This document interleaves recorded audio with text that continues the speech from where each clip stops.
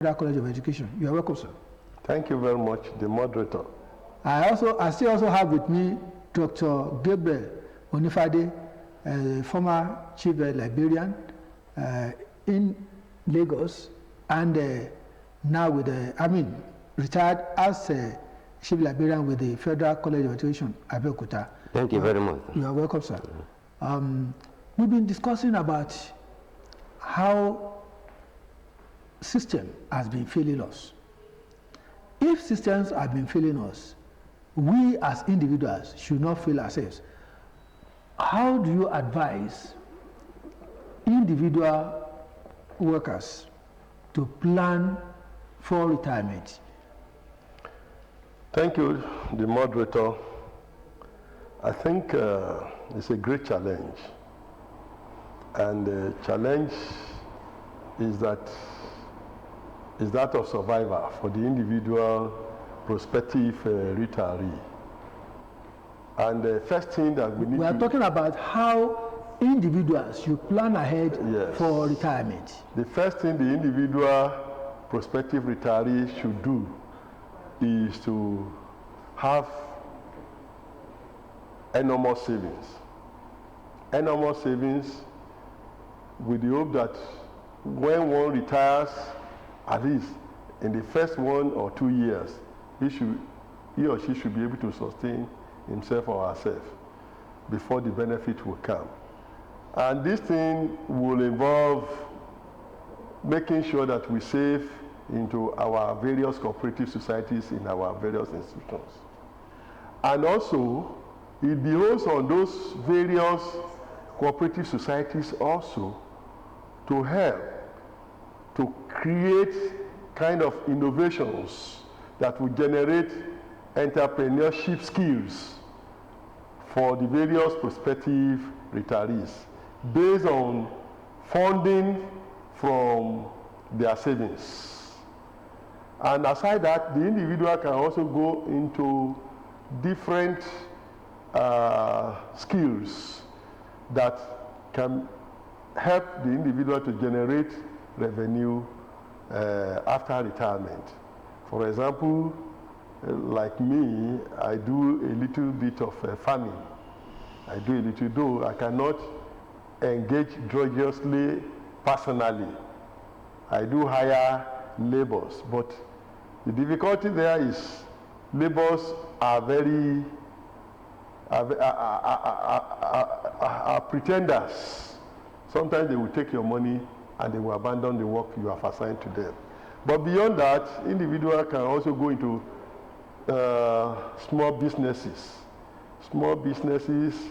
that will fetch them a kind of income based on their ability to make sales within the network they have.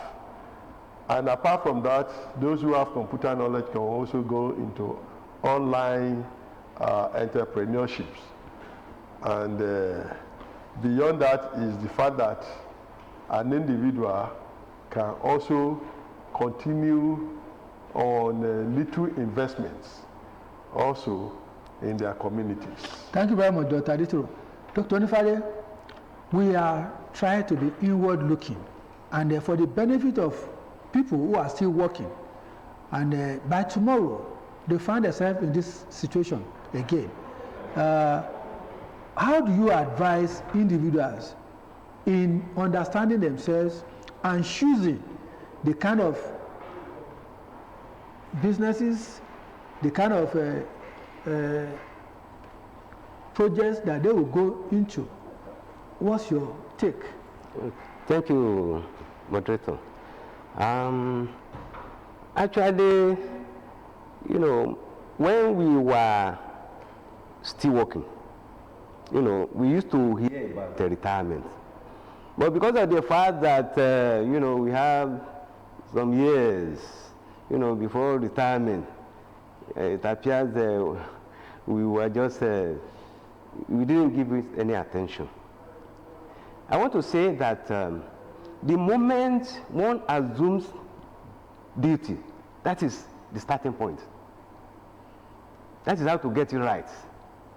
And there shouldn't be any procrastination at all. you know how much you are going to earn, you know, per month. I mean, you just have to help yourself by setting aside some amount, you know, as saving, so that you know, you will leave it until when the time will come when you go on retirement, and you have something to, you know, to fall back to. Then one can as well, you know, engage in some, you know, vocations like you know, farming, but everything requires money anyway. It requires money. If you have money, you can make it a large-scale one. You can make it, you know, small scale. It all depends on money. So there are so many things like farming, like maybe publishing. Though it takes some time, you know, to do that, because to be able to write a book, it may take for as long as 2 or 10 years. Then one can as well, you know, learn. One can go for any program that will equally equip one to keep fit, because you know, we are now living in a competitive world. So what goes on, you must be interested, and to be able to get involved, you have to be part of it. So that is how to be relevant. Thank you very much, Dr. Nubade. You see, I had to be part of a training session somewhere, and some of the things we learned were that let us scan our environment and be able to start early, plan ahead. What are the opportunities that are available in an environment? How do we explore and exploit such opportunities?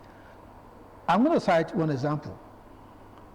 There are people who are imbued with some technical skill. Some are good, just like Dr. Onifade mentioned. Some are good in writing books. Some are good in storytelling. Some are good in empowerment talks. Some are good in issue of culture, arts, and whatever. And we have a lot of things wasting away, which we are not observing. Waste to wealth are also there. So how do you now begin to, because these issues are what is fundamental. They are fundamental to the growth of an individual. Let me just cite myself as an example. I knew that I'm into public relations, and I had to begin to plan ahead, start something, and it has grown to this level. So this is an eye-opening situation for retirees and for those people who are working. Perhaps we also want to be more extensive in those areas that people must take cognizance of. Dr. Adito. Yes, thank you very much.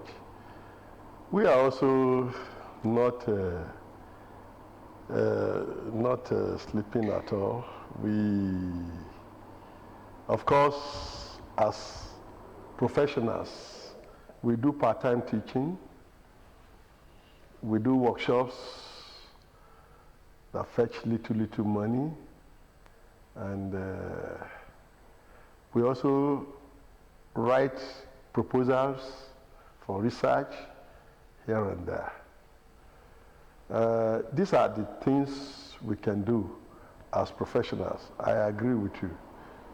But you see, it cannot be as intensive as what will be giving you your normal income before when you retire.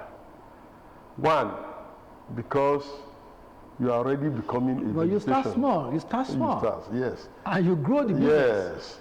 Yes. And if care is not taken, if you were encouraged to eat too much while people are working, they will abandon their primary assignments from experience. Conflict of interest. And they will just be going about part-time or private businesses, in fact, which we do curtail. And if care is not taken, it will be affecting national productivity. And that is why we are saying that even many of these skills and many things, like as we sit down here, many of us have a lot of skills that can generate more employment, even for the nations. But it's predicated on funding. So if we could get our entitlement, part of the money will be actually invested on some of these skills and some of this entrepreneurship that will get some people to employ. For example, like the farming that I'm saying that I'm involved in, because that's the vocation of my parents. Apart from education, teaching, that is the only thing I can do successfully. I know how to plant different crops. Even these beans that we are suffering for in the southwest, I know how to plant it. We used to plant it when I was young with my father. So there is no, but it will have to be in a large scale, and to make it more profitable to be in a large scale, there must be funding, adequate funding. And that is why we are pleading with the government that they should release our entitlement on time so that we can even contribute to national development. Yeah, some of us have that ideas. Before the federal government or state government releases funds. We are doing it at our own. I want to ask Dr. But it's not as big as it should be. We have agencies of government, we have financial institutions who individuals can take advantage of to start some projects, whether you are in the service or outside. Perhaps we need to begin to look into that. Thank you very much. I think that even before now, because of the country where we find ourselves, one has to be planning ahead. And nobody has to do that for you. You know, like, investing your money, on shares. You can be a shareholder. You can equally buy government, bond. Government bond, yes. That one, we don't have to be saying that one here publicly, because as somebody who's being futuristic, you actually need to help yourself to be able to be financially buoyant in the future, because you're anticipating that after some time, you find yourself, as a retiree. So we engage in all those things, even in estate, real estate. One can be involved in that, so that at least when you are waiting for your lump sum or accrued rights, you can decide to help yourself by disposing some. And people can go into the inner recess of some villages to acquire land and do a lot of things. Of course. That we are not idle at all. This is what we have been doing, but we need not say that one publicly. But this one is our accrued rights. That one will further help us, to expand all these, ventures if released.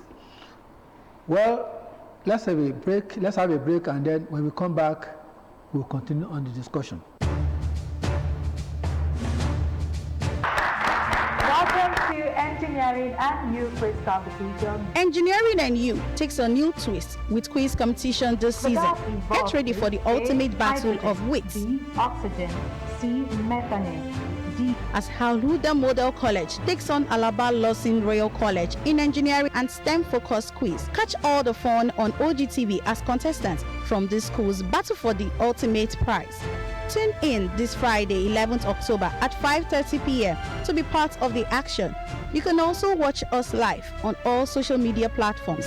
Engineering and You, building a better future for Nigeria. The program sponsored by Prince Engineer Yemisi Shilo, FNSE, and powered by Nigerian Society of Engineers, Abeokuta branch.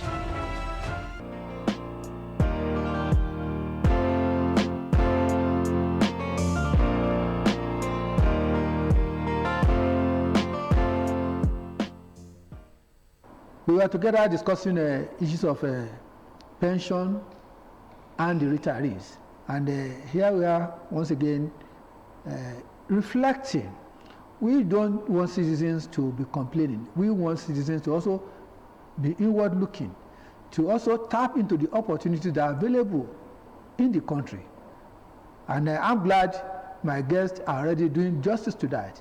So for the civil servants that are already working, Dr. Adetoro, what will you say that they need to do to also engage their family members so that they can be more involved in a profitable venture that will generate them adequate income when retirement comes? Honestly, the delay in the payment of pension and accrued rights is a pointer that if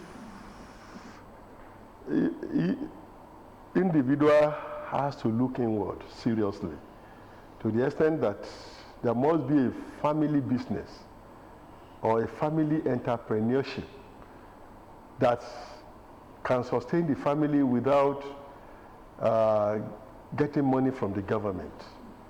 And it has to start from the onset, like my colleague said. It has to start from when you are employed by government into government service. You must start planning for whatever you will be doing. First of all, you do it at a pilot study when you are in the service. Because if it will not affect your service delivery, it has to be a pilot study. Because if care is not taken, because everything needs thorough supervision and monitoring. And that's why it has to be at a pilot study. But the wife and the children must have been made in the knowing. Like, for example, I've already engaged myself in goat and ram rearing, to the extent that when I get young ones from them, I rear them and I sell them and so on. So no problem. So then the retirees should not have yes, again. If not by that kind of grace. But how many people will have such a grace? That is why we are having this discussion. And that is why it's a pointer to everybody that you have to start something, a family business, whether in agriculture, whether in vocation, whether in consultancy, and what have you. For example, there are a lot of supplementary products in the market that are online marketing, which you can key in, which will even be fetching you little interest as you are marketing them. A lot of them are available. So it's a pointer to the fact that everybody must be prepared, just like the scout motto. Dr. Onifade, perhaps you want to look into the area of women and how they can contribute to the well-being of future retirees. I think when we are talking about retirement, it's a family affair. It is a family affair. Why did I say that? Because, you know, we just have to help each other so that one will not become a burden, you know, to his or her partner. So it's a joint, you know, responsibility, you know, that is pulling our resources together and having in mind, you know, what to do so that at least when as we focus, you know, the time when we are going to retire, we are equally, you know, planning towards it, so that when we now eventually retire, we shall have something, you know, to be doing. And for those people that are still in active service, I want to advise that they continue to save aggressively, aggressive saving. Then they should equally make their money to work for them. Thank you very much. Well, viewers, you've been listening, and my guests have been giving us insights into how we can have a sustainable living after retirement or even prior to retirement. Of course, you have taken some hints, and I believe that you can grow yourself, you can grow your family, and when you do that, you are growing the nation. Thank you so much for your attention. Dr. Adetoro, your last bite on this issue. Well, my parting shot is that everybody should be well prepared for retirement, because life at retirement is like beginning again, and you must prepare for the challenges ahead. One, prepare to make sure that you sustain your health so that you can live longer.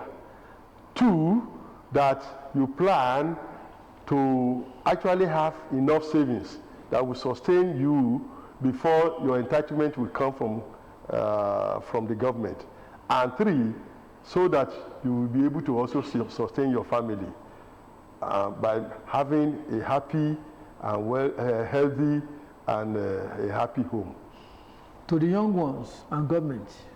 On the part of the government, I think, if issues are coming up, towards, transforming a particular organization, I think they should listen. Because, if people are actually making noise, it means that, there are loopholes. So let them just do something about what people are saying. Let them be heard and possibly, review if it is possible. To the youth of our nation? Then to the youth of our nation, I want to advise them that they should not joke with their future. Their future starts from now, not tomorrow. And any mistake made by not actually giving adequate attention to their future, we spread room for them. Youths, take advantage of your future. Remember, this is the time to plan your life. While working, plan for retirement. Engage in meaningful businesses. Engage in some technical skills. Engage in some other things that can prosper the family. It is on that note that I want to thank Dr. Rashid Adetoro for all your contributions. It's been wonderful being with you. It is a pleasure for being here. Dr. Gabriel Onifade, nice having you here. Thank you very much. Your words of wisdom are impactful, and we believe when we call on you again, you'll be here. Thank you very much. Thank you for being there. Join us next week for a different topic altogether. Until that time, I say bye.